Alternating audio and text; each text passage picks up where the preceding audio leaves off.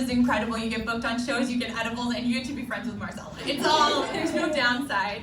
And thank you for not outing me. I am the person in the corner who works for Wall Street. I work in finance, but I'm not rich, so my job is very alienating, but ultimately unrewarding. And I can't recommend it enough. How come it's always we're pregnant and never we queefed? You know, it's the same contribution. I don't usually talk about sex in my acts because I like to keep them current, but this morning I had a man completely blow my mind in bed. Okay, you don't have to share. Thank you, sex-positive Brooklyn audience. He did it by asking me to explain exactly which housewives are in legal trouble and why. And we're not monogamous yet, so if anybody else wants to blow my mind, I'm available after the show to talk about Erica Jane, Jen Shaw, and of course the historic Teresa Giudice case that people still talk about. Okay, all right, and a bunch of Housewives fans, a bunch of sex-positive people. I feel really close to you guys. Love it. So my parents came to visit recently, which was so cool because I learned exactly which members of my family are not vaccinated. And like, I'm such a Pollyanna, right? Like, I just assume like, oh, of course we're all vaccinated. Of course we rise to the occasion, right? We're all gonna do the right thing. Like, I have an aunt who my mom thinks killed her husband from neglect. And I was like shocked that she's not vaccinated. You know, like I was like, oh, Aunt Eleanor, get it on the tape. Aunt Eleanor's not vaccinated even though she lied about it to a funeral director in front of my mother. Thank you.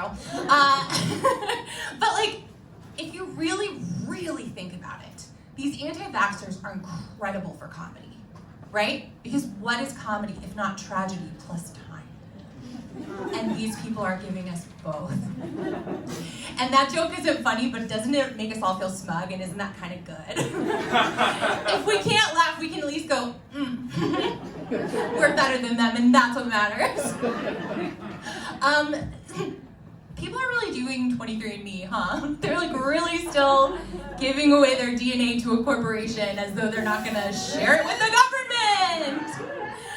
They're already catching serial killers using that DNA. And like, I'm not saying that I want to become a serial killer, but like, I'm not saying that I am, don't worry, you look very scared.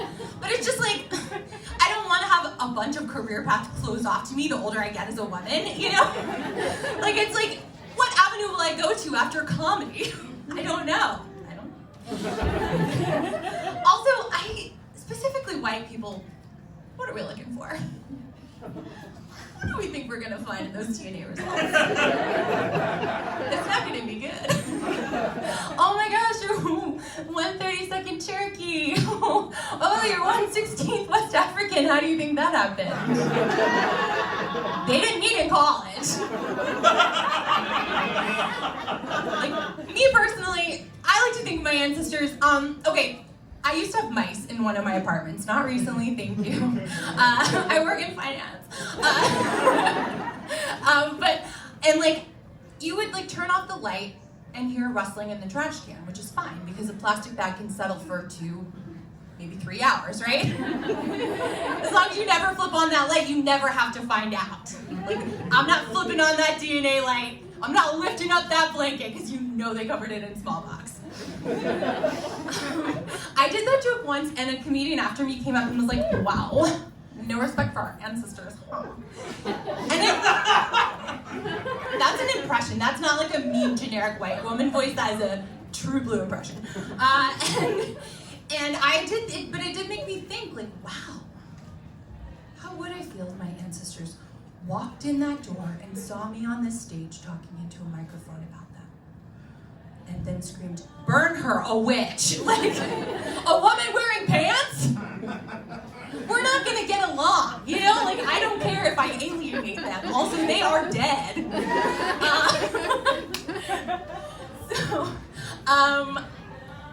Are you guys true crime fans? Woo! Okay, let's booze the than before the pandemic, but we still are loving it.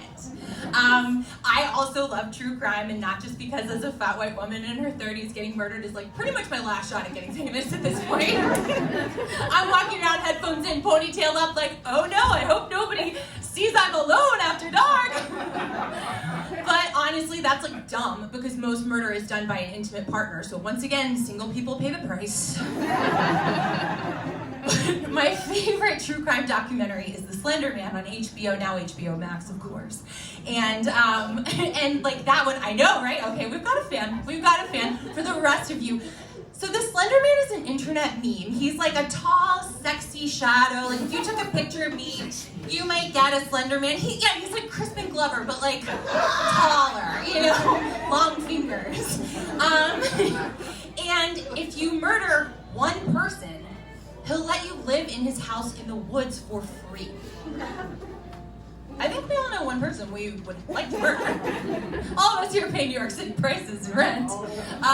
But that's not the point of the documentary. It's not like find a person you would murder. The documentary is about these two tween girls. And they decide, because they love the Slender Man so much, they're gonna murder their friend. And what's incredible about the documentary is that they did it. How many of you have tried to collaborate on a project with a friend?